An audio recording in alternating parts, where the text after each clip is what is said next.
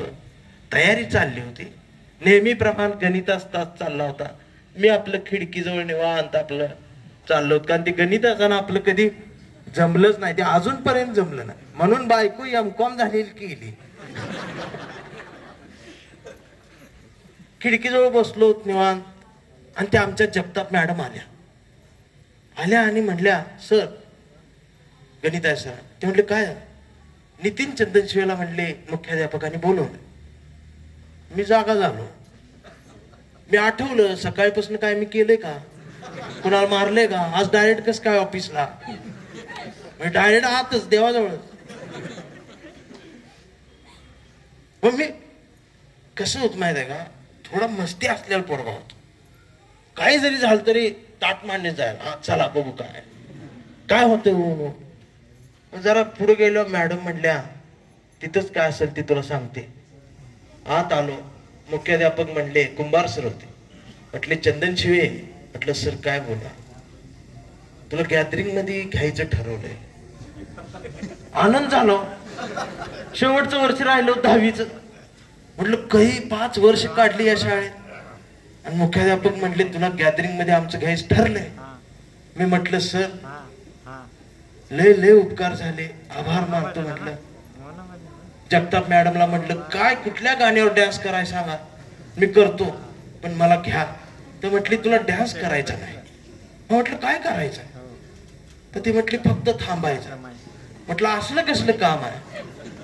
तर मॅडमनी सांगितलं, म्हटले आम्ही महाराष्ट्राची सगळी संत परंपरा, वारकरी परंपरा, अध्यात्म, लावणी, लोकधारा, भारूड असं सगळ्याच मिळून म्हणले एक अर्ध्या तासाचं आम्ही असं ते गाणं डान्स बसवलेले आहेत. आणि सगळ्या महाराष्ट्राचा आराध्य दैवत हा पांडुरंग आहे, विठ्ठल आहे.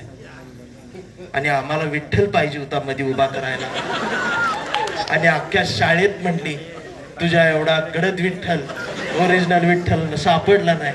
आणि मुख्याध्यापकांनी म्हणली तुझं नाव सुचवलंय, पाया पडते म्हणली नाईक म्हणू नकोस, तू जर उभा राहिलास तर त्या गाण्याला एक वेटेज आहे. म्हटलं काय. म्हटलं मिळालं ती मिळालं, 5 वर्ष वाट बघून ही मिळालं. पण म्हटलं ही नाही तरी कसं म्हणायचं, एवढं तरी एवढं. पण मी पण त्याच्या पुढचा होतो. म्हटलं मॅडम मी एक काम करतो, मी तयार आहे म्हटलं विठ्ठल व्हायला, पण एक लक्षात घ्या माझी एक अट आहे. त्या म्हटल्या आज तुझी एक काय 10 अटी मला मान्य आहेत. तू काय पाहिजे तुला बोल, तुला काय खायला आणू बोल, तुला कुठलं बिस्किट आणू, कुठलं चॉकलेट आणू. म्हटलं तसलं काय सुद्धा नको. त्या म्हटल्या काय पाहिजे, ड्रेस आणू का. म्हटलं ते सुद्धा नको. मॅडम म्हटल्या मग तुला पाहिजे काय. तर म्हटलं मॅडम मी अर्धा तास उभा राहील, फक्त माझी अट एवढी आहे की गाणं संपल्यानंतर जेवढे कलाकार त्या गाण्यात असतील ते जाताना विठ्ठलाच्या पाया पडून जातील. तेवढी सगळी पाया पडायला मी लावली.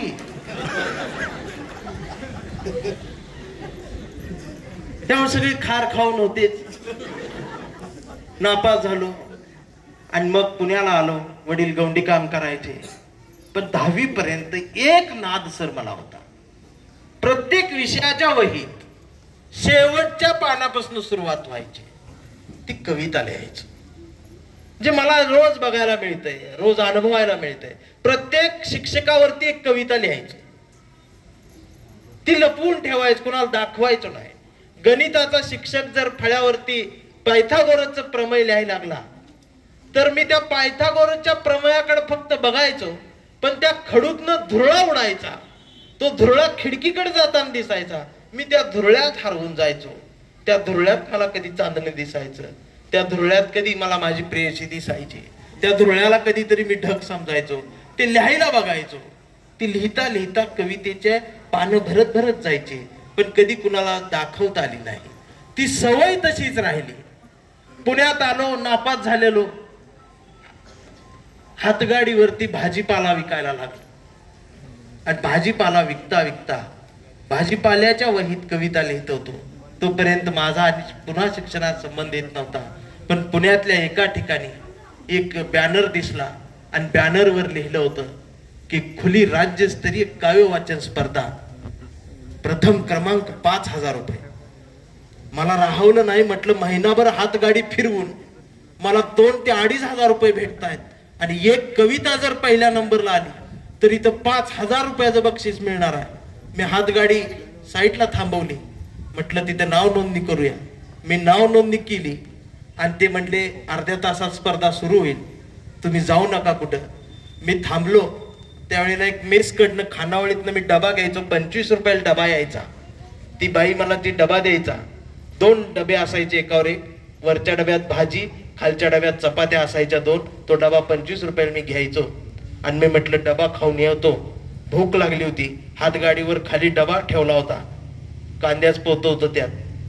ते काढला आणि बघितलं त्या दिवशी झालं होतं काय, त्या बाईनं दोन्ही डब्यात चपात्या गाठल्या होत्या, भाजीच नव्हती. आता म्हटलं मेलो उपाशी. स्पर्धा तर सुरू झाली, इकडे जाता येईना तिकडे जाता येईना. आणि तिथं पुन्हा गेलो स्पर्धेच्या ठिकाणी. मग मला कळलं, ते म्हणले स्पर्धेत फक्त एकच विषय आहे, चांदण्यावरती लिहायचं आहे म्हटलं कविता, बाकी कुठल्या विषयावर कविता चालणार नाही. आता मी कधी चांदण्यावर लिहिलंच नाही. चांदणं म्हणजे ती वेगळी गोष्ट, आमची कविता कशी ही वेगळी गोष्ट. ही वास्तव जे जगलो तेच लिहिण्याचा प्रयत्न केला. हल्ली अखिल भारतीयच्या स्टेजवरती कविता ऐकायला मिळतात आम्हाला. कप म्हणाला बशिला तूच माझी सुशिला, पण सुशिल्याच्या वेदनेची कविता लिहिणारा कवी महाराष्ट्रात गरजेचा होता. आणि मग त्या लक्षात आलं की चांदण्यावर मी काय लिहू शकतो. ओढून ताणून 22 ओळीची कविता लिहिली. सगळ्यात शेवटी नाव नोंदणी झालेली होती.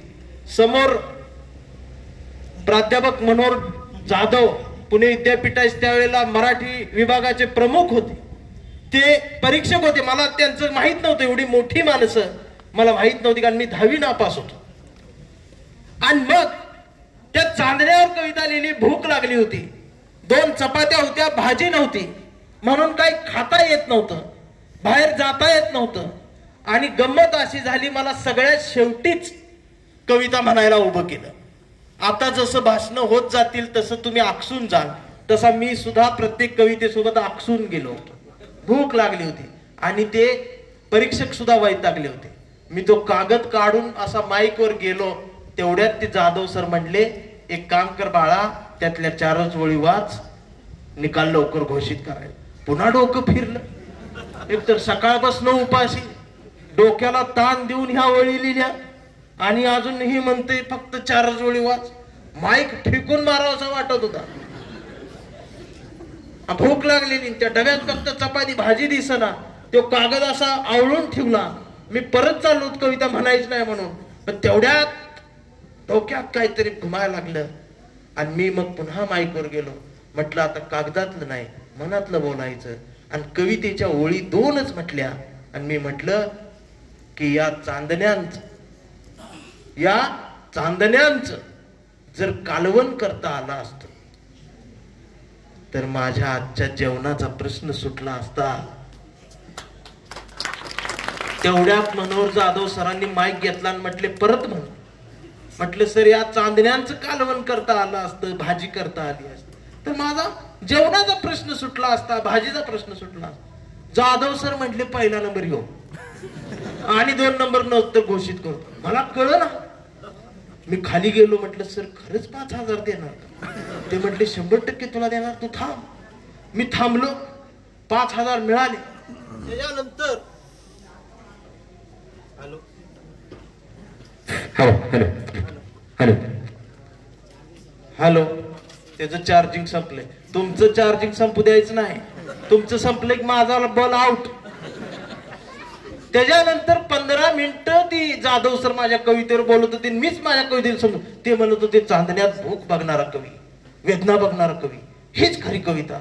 मग मला कळायला लागले कविता नेमकी काय आहे. आणि मग नंतर कवितेच्या ओळी आल्या की पाखरांच्या चोची मधला घास व्हावी कविता, पहिला आणि शेवटचा श्वास व्हावी कविता, कोसळावेत थेंब भुईत मातीचा वास व्हावी कविता, उगवावा फुटपळ एक प्रवास व्हावी कविता, त्याच पिंपळाच्या सावलीला मानवतेचे गीत गाणारी बुद्ध व्हावी कविता, मी करावे पाखरांच्या हवाली तिला मग शुद्ध व्हावी कविता, हिंदूंच्या कंठामध्ये सलाम अलिकम सलाम व्हावी कविता, मुस्लिमांच्या भाळावरचा नाम व्हावी कविता, मंदिर मस्जिद बांधणाऱ्यांच्या कपाळाचा घाम व्हावी कविता, इंद्रायणीत तरलेला तुकाराम व्हावी कविता, या देशाच्या मातीत विज्ञान पेरणारी अब्दुल कलाम ही भावी कविता, सर्व समावेशक असणारी गोजीरवाणी आणि मानवतेवर प्रेम करणारी कविता मला लिहिता यायला लागली आणि मग सगळ्यांनी मला ऍक्सेप्ट केलं. म्हणून मला कुठेतरी सांगा असं वाटतं की दोन मैत्रिणी रस्त्यानं निघालेल्या होत्या. रस्त्यानं जाता जाता त्यातल्या एकीच्या पायाला दगड लागला, दगडाला पाय ठचकाळला, अंगठा फुटला, अंगठ्याचं नख निघालं, रक्त भळा भळा भळा वाहायला लागलं. दुसऱ्या मैत्रिणीने बघितलं, म्हटली तुझा अंगठा फुटला, दगडाला पाय लागलाय, थांब. ती म्हटली जाऊ दे ग, एवढं दुःख करत बसू नकोस. दोघी पुढे निघाल्या. तिनं पुन्हा बघितलं, रक्त जास्त व्हायला लागलं.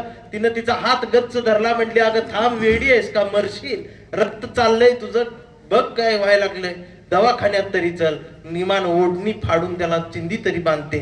तर ती म्हणाली जाऊ दे सोडून, एवढं काय वाईट वाटून घ्यायचं. ती म्हटली असं कसं सोडून देऊ, कशाला सोडून देतेस दवाखान्याचं. तर ती मैत्रीण म्हणते अगं जाऊ दे का, माहेरच्या वाटेवरचा दगड होता, त्याचं एवढं वाईट वाटून काय घ्यायचं. म्हणजे माहेरच्या वाटेवर पडणाऱ्या दगडावरती प्रेम करणाऱ्या पोरी या महाराष्ट्राच्या मातीत जन्माला घेऊ लागतात. त्यावेळेला मात्र इथल्या महिलांचं दुःख रेखाटत असताना काकणाच्या हातातनं ज्या भाकरी तव्यावर थापल्या गेल्या त्या मावमावल्यांचं दुःख तुम्हाला आणि आम्हाला वेचता आलं पाहिजे, ते पुजता आलं पाहिजे, त्यावरती कवितेच्या माध्यमातून बोलता आलं पाहिजे. आणि यातूनच खऱ्या अर्थानं कवितेतून मानवतावाद प्रत्येकाला पेरता आला पाहिजे. आज मी कवी आहे, मला 100% गॅरंटी आहे की इथं बसणाऱ्या प्रत्येक पोरांमध्ये एक कवी असतो. त्याच्या मनात काहीतरी असतं, त्याला कुणीतरी आवडत असतं, माहीत नसतं. पण कविते लिहिण्याचा काळ गेला, पत्र लिहिण्याचा काळ गेला. आता सकाळी व्हॉट्सअपवर गुड मॉर्निंग टाकलं जातं, गुड मॉर्निंग सोबत ओठही असतात, गुलाबही असतो, दिल पण असतं, सगळे एकाच वळीत बसतं. दुपारी ब्रेकअप, पण त्याचा ब्रेकअपचा पण सिम्बॉल त्यात फाटल्याला दिलाय असा, मधनं अशी चीर. तिने तो पाठवला की ह्याचा